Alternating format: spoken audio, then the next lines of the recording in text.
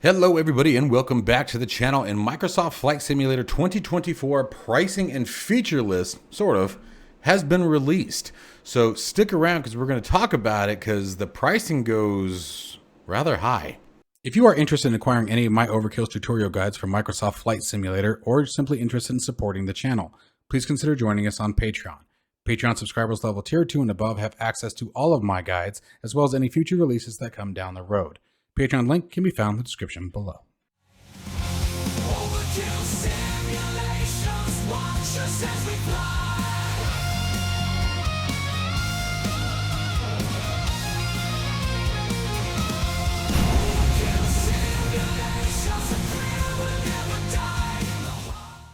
All right, guys, so the big controversy, it is so amazing the number of comments that I see and have read and different forums about Microsoft Flight Simulator 2024. There are some people who are very upset that it's even being released at all versus just doing, 2020 and giving it polish and updates. And there are some who are very excited about it. Some people are saying that it's being gamified, if you will, and there's some true to that and there's some not true to that. So we're going to see if we can't cover a lot of that. I want to also give you guys a heads up. Check the link down in the description below. My buddy Jose over at theVRPilot is a real world air traffic controller in Tampa. He has his own YouTube channel. He actually got invited out to the Grand Canyon to do some pre-flight, if you will, of Microsoft Flight Simulator 2024. You got to check it out in VR. He did a really great video that he just released this morning, guys. Again, check out his channel, give him a like and a subscribe, help him out because that's really a big deal. And he did a fantastic job with all the information that he provides in regard to 2024. Now, one of the things that also was released is, as we talked about in the beginning of the video, is the pricing information. So let's go ahead and get into that. As we get into that, I'd like to give a big shout out to FS Elite, probably the best source you could have for any news for any flight simulator, whether that be X-Plane, DCS World, P3D, and Microsoft Flight Simulator. Those guys over there at FS Elite are absolutely on top of it. They do a wonderful, wonderful job. I highly recommend that you guys subscribe, or at the very least, just keep an eye on FS Elite if you're looking for awesome flight simulation news, whether that be releases of new aircraft, new features, new scenery, add-ons, etc.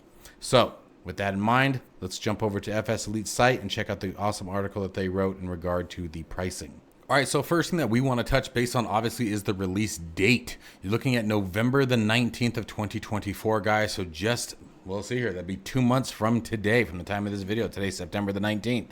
So we have 2 months until this software releases. Pre-order and pre-purchase is available directly through the Microsoft Store, as well as I believe through the Aerosoft Store. And we're going to talk about the Aerosoft Store and where it's different. That's probably the route that I'm going to go because I'm a nerd. We'll talk about why in a minute. So we're going to have multiple different variations this time. Before we had the three, right? We had the standard, the premium deluxe. It might be deluxe and premium deluxe. Anyway, I got the premium deluxe, so I don't really pay attention to it anymore after that. Pricing obviously will vary based on where you are in the world. So keep in mind, this is sort of a guideline, but this is the pricing for the United States. So let's talk about what we have. You have the standard edition, premium deluxe edition, as we saw before, the aviator editions. I'm sorry, we actually technically have 5, kind of. And then you have the collector's edition. Let's break down to where these all look like.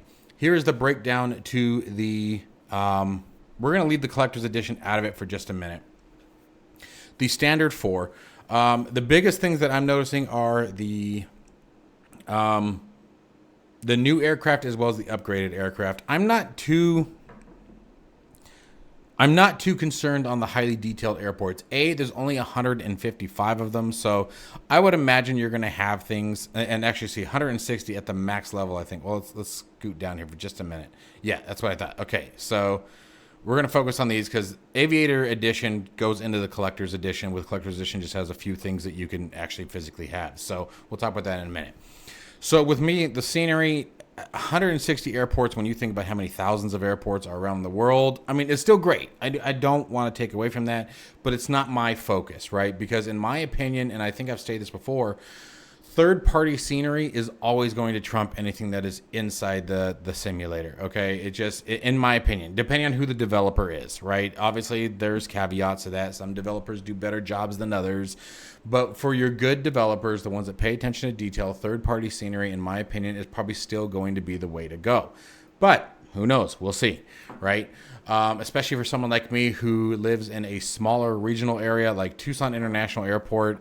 Microsoft Flight Simulator was the first one where I ever saw a third-party developer do a really good job. It's actually a freeware, funny enough, a freeware airport scenery. What was it? Bullfrog, I think his name is. Did a beautiful job of Tucson International, but it's rare. Like P3D, I think didn't have one at all. X-Plane had kind of one, but it wasn't very good, right? So when it comes to airports like that, I'm not really too concerned. I'm more looking to the third-party scenery, but we'll see what happens with the default scenery as well. So keeping the airports out of it for a second, the things that do come into hand here obviously are plus all helipads, glider airports, oil rigs, and other standard airports found across all editions. That part is nice, especially all the helipads, right? Helipads were a big thing. I do hope that this time on a helipad, you can start cold and dark. I have noticed with Microsoft Flight Simulator, if you start on a helicopter pad, your helicopter's already up and running. That I don't like. At least that's the way it is for me. Maybe I'm just experiencing a bug.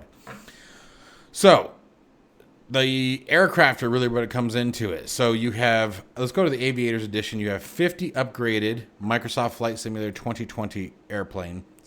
Now, the kicker to that for me is I actually don't use many of the default aircraft, so think about that. Now, 45 new Microsoft Flight Simulator 2024 aircraft, but you also have the 45 in the Premium Deluxe. So Premium Deluxe and the Aviators Edition are going to be similar. And then 30 payware Microsoft developed aircraft in the Aviator Edition. Now, that one caught my attention. Payware aircraft, whether they're Microsoft developed or not, payware aircraft can usually mean a pretty significant change between obviously default planes. So I'm much more keen to the idea of payware aircraft than upgraded aircraft. Okay, especially if all of the previous aircraft are already supposed to be in it. But we'll see. Obviously not all of them, because you have a total of 40, 45, 50, and 50 again. So there's obviously a difference there. So I'm excited for this, but for me, I'm going for the collector's edition, just like I did with Microsoft Flight Simulator 2020. I went with the latest and greatest. I don't remember them having a collector's edition, but here's why. So here's everything that we get in the, let me get my mug off of here for a second. Here's everything that we get with this particular version. So it's little stuff, right? It's nothing crazy. Flight bag, kind of stoked about, simply because I'm getting ready to start my flight training in October. The AN225 model with stand, I am happy about that. I do want that. I think that's going to be fun. I love collecting things like that. I love having things like that on my desk. You get a logo pin, a collectible lithograph, and a letter to the fans is what's over here on the right, kind of cut off here. Let me drag that over. There you guys go.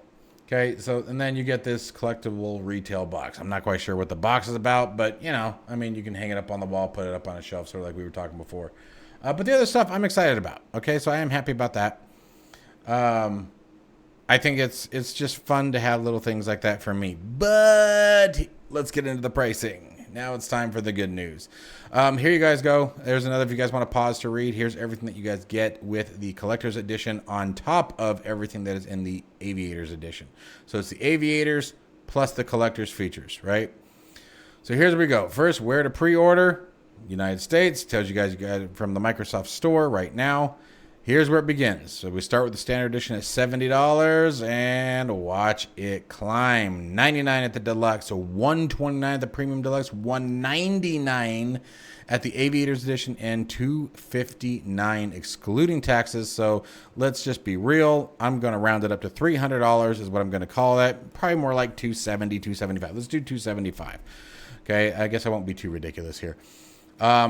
And then again, of course, you guys have the prices will vary by region. Now, however, you can do a free gift, or you get a free gift with all pre-orders, and that is the CL415 that is already in Microsoft Flight Simulator 2020. All right, guys, so that is it for the pricing information as of right now, guys. I'm Like I said at the beginning of the video, I know this is a very controversial topic. Some people are really excited for 2024. I'm one of them. The biggest thing for me, I think, as a content creator that I'm really excited about when it comes to 2024 is the scenery. Even if you stay away from third-party maps, it's obviously significantly better. Again, make sure to check out Jose's video where he breaks down all the features and the really cool things that they were able to check out in the pre-release that they got to demo. VR fully supported now, so that was really good to hear. Multi-core threading, by the way, is another big one that is coming in 2024. Multi-core threading, you guys, for those of you who don't know, most games and simulators use 1 or maybe 2 cores on your processor. So if you have an 8-core, 12-core processor, most games and simulators use 1 or 2. Usually it's 1 for all of your data and 1 for sound. And that has been the standard for a very long time. DCS World, Microsoft Flight Simulator, a few others are starting to get into the use of multi-core threading, which will dramatically improve performance. Now, one of the things that Jose did mention, I'll let you guys check out in his video, that I was really excited about was that he was reporting that from the time he selected his aircraft to and was in the cockpit was 13-second load time, and it was like on a 13700K, I think is what he said. Don't quote me on the processor, but 13 series. And the other big one for me that he mentioned that I was really excited about was the career mode. Now, I'm sort of indifferent on the fact that it's got a career mode because I really still enjoy Neo Fly. I really do. But we'll see what they do.